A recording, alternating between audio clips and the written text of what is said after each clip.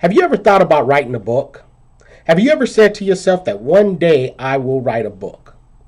Many of you out there watching this video might be in that situation, and you may be thinking, I would love to write a book, but I just don't know where to begin. Well, folks, I didn't know where to begin either. But I talked to an individual, and they told me just begin where you're at. Start where you're at. Don't try to do too much too soon. Just begin with the first page.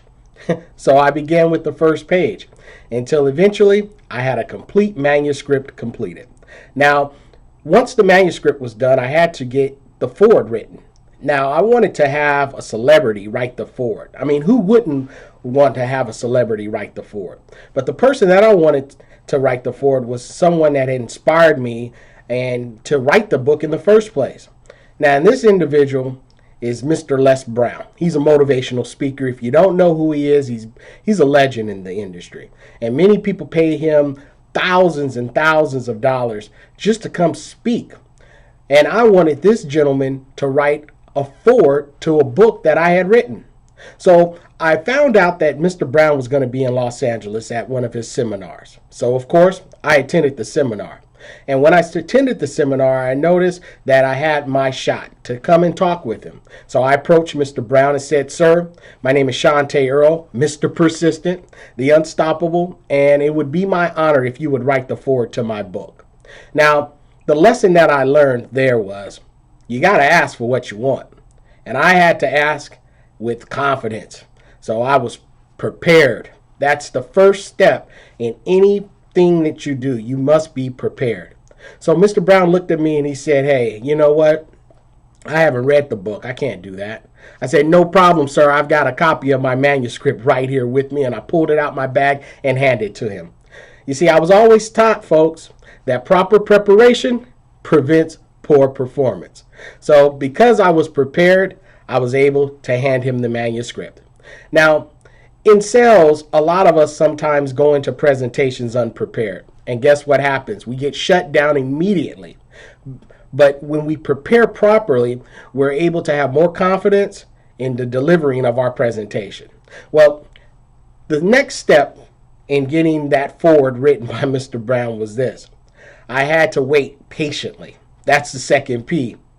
That's right. I was very patient because weeks passed and I didn't hear from him until I realized that time was slipping and I had to get this foreword written. So I decided to call him. But the only problem I had is I didn't know where he was at. But I knew he was staying at a hotel up in Los Angeles.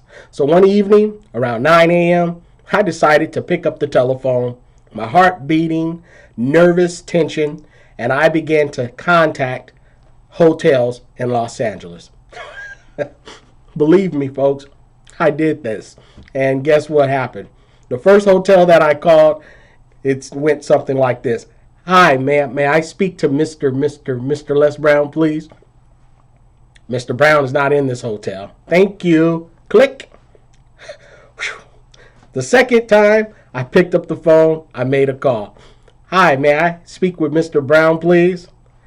Mr. Brown's not in this hotel any longer. I was like, really? Thank you. Hung up the phone. You see, I was on his tail. And when they said any longer, I made a decision right then and there to pick up the phone and call another hotel. But this time, the conversation went a little different. I dialed the number, the phone rung, my heart is beating out of my chest, and then all of a sudden I said, may I have Mr. Brown's room, please? The operator then put me on hold, and then I heard music playing in the background. Now, folks, I had no idea that Mr. Brown was going to pick up. And to be quite honest with you, I really didn't want him to pick up. So what happened at that time was I sat there on the phone, patiently waiting, in fear, wondering what this man was going to say to me. Is he going to tell me to hang up? Why are you calling me this late? Why are you stalking me? I didn't know what to expect. But you see, folks, I was patient in my deliverance. And while I waited, trust me when I tell you this, I really, truly didn't want him to pick up. I had butterflies in my stomach. I felt sick, but I knew that I had to wait because I had overcome many obstacles in the past that was a lot harder than this. So I sat there on the line waiting. And then I heard, "Hello, Mr. Brown speaking." Hey, Mr. Les Brown, my name is Chante, Mr. Persistent. I went into it with full force, with confidence, with speed, and I had to get everything out as quickly as I possibly can.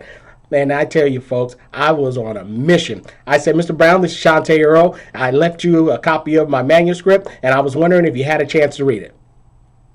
He answered me, said, "No, sir, I hadn't had a chance to read it, but I love your idea, and I'm definitely interested in working with you."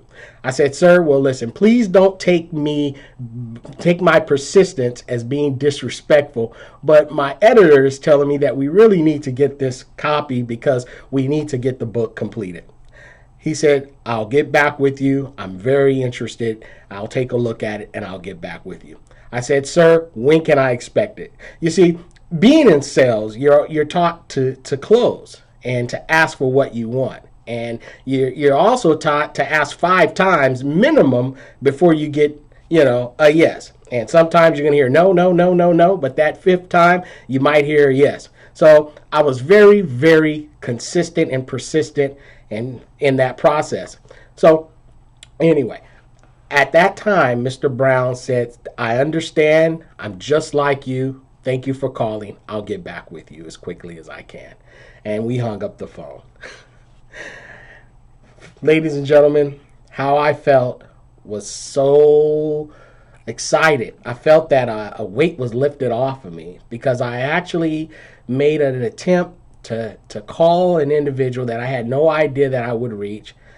And I was patient in waiting there on the phone. But more importantly, ladies and gentlemen, is the 3rd P in the lesson that I want to teach you today, if nothing else, is that I was very persistent.